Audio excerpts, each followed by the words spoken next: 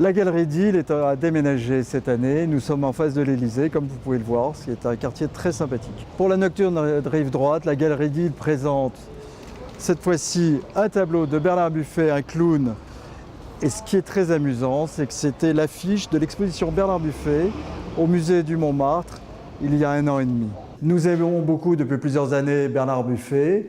Nous l'exposons en permanence dans notre galerie, mais aussi nous avons du Fernand Léger, nous avons du Chagall, nous avons de l'Albert Marquet, la première partie du XXe siècle, la peinture figurative, qui a été souvent dénigrée, et nous en sommes très tristes. Donc nous voulons réparer ce genre de lacune.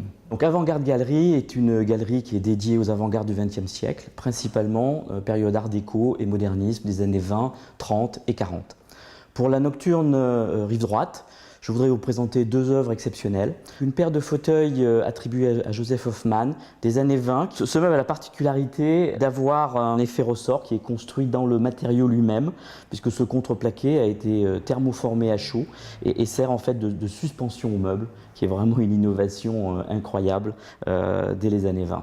Je voudrais également vous présenter une bibliothèque de Joseph Prince.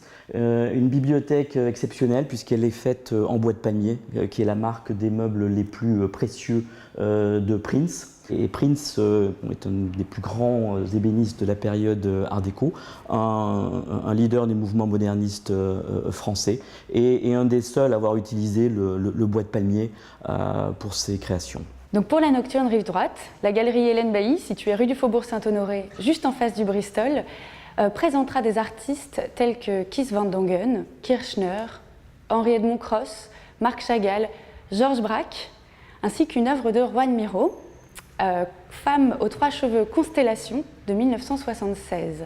Ce qui est amusant dans cette œuvre, c'est justement qu'on y retrouve en fait l'humour silencieux de l'art de Miro, caractérisé par cette petite femme aux 3 cheveux, et qui va en quelque sorte interpeller le spectateur et l'amuser.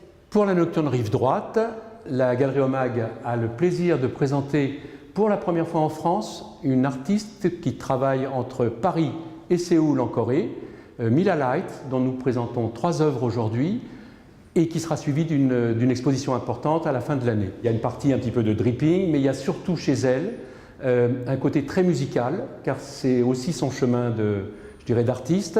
C'est une artiste qui compose et on retrouve dans cette œuvre ce mouvement très lié à la musique. Nous présentons bien sûr également les artistes habituels à la galerie qui sont la seconde moitié du XXe siècle avec l'accent mis sur les nouveaux réalistes, donc en particulier Klein, Armand, César, Niki de Saint-Phal, et puis actuellement des œuvres de Poliakov et de Warhol.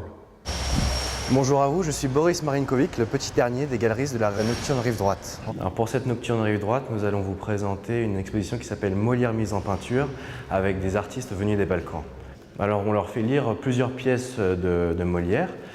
Chacun après va choisir sa préférence, explication de texte, des personnages, des scènes, et ensuite on les laisse vagabonder à leurs interprétations et imaginations. Alors on a Tartuffe, Le Malade imaginaire, Le Misanthrope, l'Avare, Georges Dandin. Alors ici, Miloš Vuković a représenté Tartuffe. On a le symbole de la croix, donc symbole du faux dévot. Et ce qui est très intéressant, c'est l'arrière de la statue, donc où on peut voir en fait une tirelire en forme de porc avec tout un tas d'amoncellements de pièces et d'argent pour symboliser le vrai esprit de ce personnage.